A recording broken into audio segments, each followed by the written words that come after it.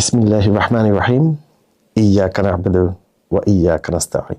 আসসালামু আলাইকুম ওয়া রাহমাতুল্লাহি ওয়া বারাকাতুহু। প্রিয় ভাই ও বোনেরা, আজ আমি আপনাদের এমন একটি বিষয়ে কথা বলতে চাচ্ছি যা আমার জীবনের ব্যক্তিগত সবচেয়ে হৃদয়ে ছোঁয়া, মন ছোঁয়া এবং সবচেয়ে সত্য কথা।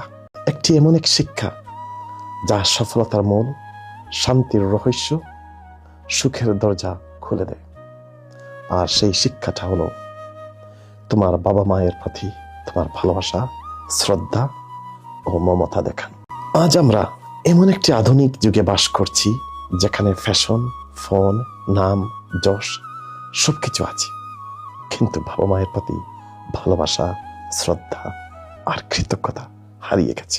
অনেক সন্তান আজ নিজের বাবা মাকে বলে ফেলে, মা বাবা তুমি বুঝো না। কি ভয়ঙ্কর একটা কথা! যিনি তোমাকে বুঝতে না পারলে আজ তুমি পৃথিবীতে কিভাবে আছো বলতো? যিনি তোমার জন্য না ঘুমিয়ে রাত কাটিয়েছেন, নিজে না খেয়ে তোমাকে খাইয়েছেন, নিজে কাঁধে তোমার হাসি দেখেছেন, তুমি তাকেই বলো তুমি বুঝবে না? না ভাই বোন, না, এই কথাটি কখনো মুখে আনবা না। এটা বেয়াদবি, কারণ তারা না বুঝলে এই দুনিয়ায় কেউ তোমাকে বুঝবে না। যদি তুমি সত্যি আল্লাহর উপর ঈমান রাখো, নবী করিম সাল্লাল্লাহু আলাইহি সাল্লামের প্রেমে বিশ্বাস রাখো, এবং আমি আল্লাহ রাব্বুল আলামিনের ইজ্জতের কসম করে বলছি, যে সন্তান তার বাবা মাকে কষ্ট দেয়, অসম্মান করে, সে কখনো সফল হতে পারে না। তার হাতে অর্থ আসতে পারে, কিন্তু হৃদয়ে মনে কখনো শান্তি আসবে না। তার ঘরে আলো জ্বলতে পারে, কিন্তু সেই আলো প্রশান্তি থাকবে না। বাবা মার দোয়া এক অদৃশ্য ছায়া, যা তোমার জীবনের প্রতিটি বিপদ থেকে তোমাকে রক্ষা করবে। তাদের একটি দোয়া করলাম বাবা তোর জন্য, এই বাক্যই আল্লাহর দরবারে সরাসরি কবুল হয়ে যায়।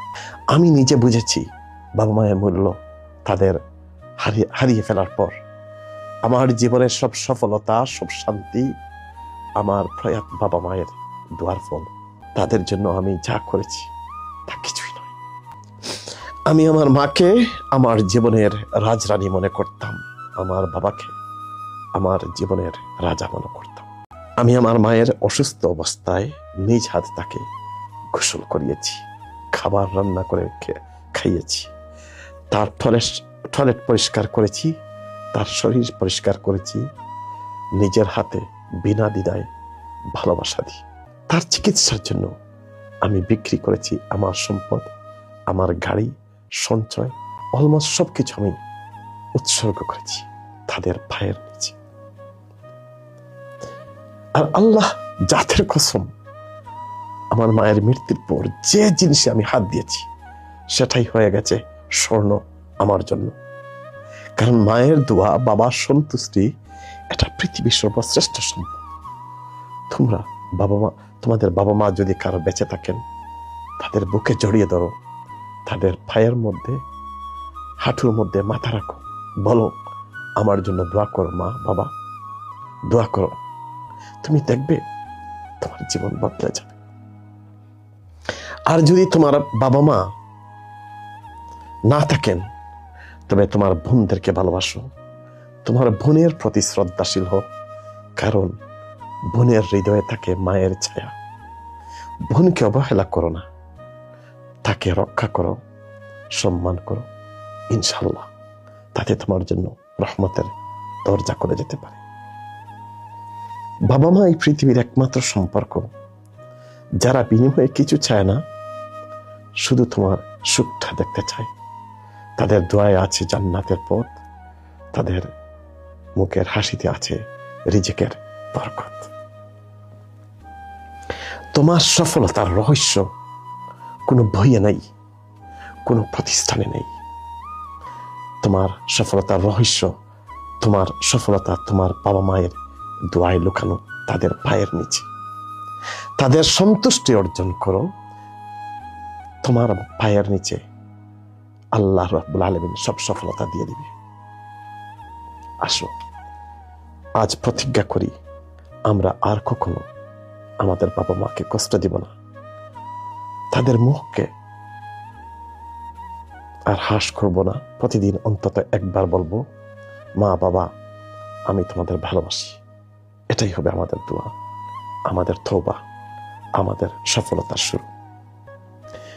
মনে রেখো, তোমার দোয়া বাবা মার প্রতি এবং বাবা মার দোয়া তোমার প্রতি, এর মধ্যে আল্লাহ রাব্বুল আলামিন কোনো বাউন্ডারি রাখে না। যদি কোনো বাবা মা তোমার জন্য দোয়া করে, আল্লাহ রাব্বুল আলামিন নিজে বলে এর মধ্যে আমি ইন্টারফেয়ার করি না। আর কোনো সন্তান যদি তার বাবা মার জন্য দোয়া করে, আল্লাহ এর মধ্যে ইন্টারফেয়ার করে না। আজকাল আমরা পৃথিবীতে কি করি, অনেকে শখের মানুষের জন্য, বন্ধু বান্ধবের জন্য ভালো গিফট কিনি, অনেক কিছু দেই। আপনি একটু ইমাজিন করেন, যদি আপনার মায়ের পছন্দের একটা ফল, একটা আপেল, একটা আঙ্গুর আপনি নিজে বাজার থেকে কিনে এনে নিজের হাতে ধুয়ে কেটে কেটে আপনার বাপ মাকে খাওয়ান, তাদের চোখের দিকে তাকিয়ে দেখবেন আল্লাহর জান্নাত পাবেন। ভালো থাকেন সবাই। আমরা সবাই যেন আমাদের বাবা মার খেদমত করি। আসসালামু আলাইকুম ওয়া রাহমাতুল্লাহি ওয়া বারাকাতুহু।